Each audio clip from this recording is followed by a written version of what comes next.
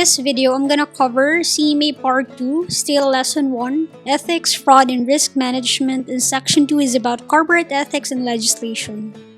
So this lesson is gonna be short. For the outline, we only have two here. First, I'm gonna talk about the Foreign Corrupt Practices Act of 1977 or the FCPA. And second, I'm gonna talk about the Sarbanes-Oxley Act of 2002 or SOX. So the FCPA has two sets of provisions. First, provisions about accounting, and second, provisions about anti-bribery. So let's talk about FCPA's provisions about accounting. So one of the provisions of the FCPA is that companies must have a system of accounting. And this includes first, book and records, and second, a system of internal control. So for the books and records, companies are required to keep books, records, and accounts in order to properly reflect the transactions. Second, companies are required to have a system of internal controls over financial reporting. So the purpose of this is to ensure that companies have properly designed internal controls which are also implemented and are operating effectively. So for example, as an auditor, in addition to the audit of the financial statements, we also do audits of internal controls. Second provision of the FCPA is about anti-bribery. So we have 4 points here. First, no concern or person subject to the FCPA's anti-bribery provisions may offer or authorize corrupt payments to any foreign official, foreign political party or official thereof, or candidate for political office in a foreign country.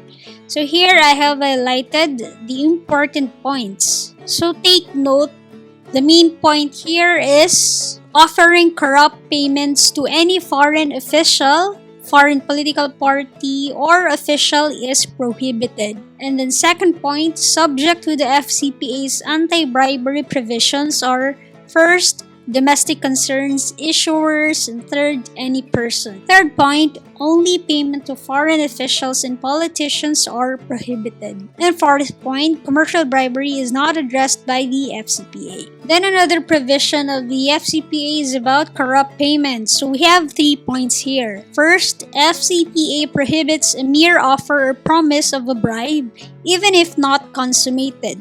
So meaning even if the bribery didn't happened or didn't occur, there is still a violation in case an offer or promise has been made. Second point, payments are prohibited if used to improperly influence a government official. So the main point here is any offering made to a government official is definitely prohibited.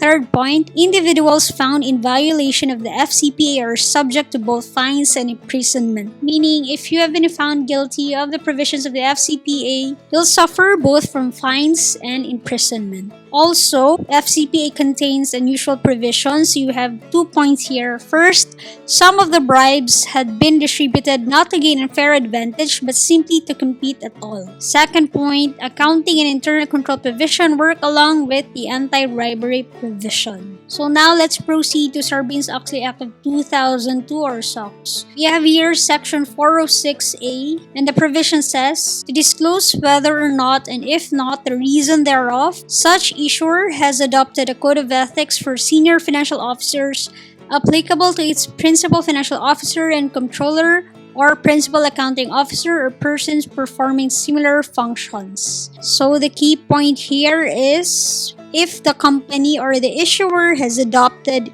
code of ethics specifically for its senior financial officers, for instance, a principal financial officer, controller, principal accounting officer, and so on. So another provision of section 406A is that such standards are reasonably necessary to promote. We have 3 points here. First, honest and ethical conduct, including ethical handling of actual or apparent conflicts of interest between personal and professional relationships. Second point, full, fair, accurate, timely, and understandable disclosures in the periodic reports required to be filed by the issuer. And third point, compliance with applicable governmental rules and regulations. So I have highlighted here the key points which are worth noting. So the important thing in first point is to have honest and ethical conduct and to handle conflict of interest in an ethical way. The second point, on the other hand, talks about disclosure. So disclosures need to be full, fair, accurate, and timely. And the last point simply pertains to the governmental rules and regulations.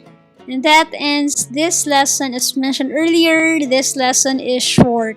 I hope this has been helpful to you. Comment below if you have questions and clarifications. My name is Jane. Thank you for watching. If you like this video, hit like, share, and subscribe. Till next time.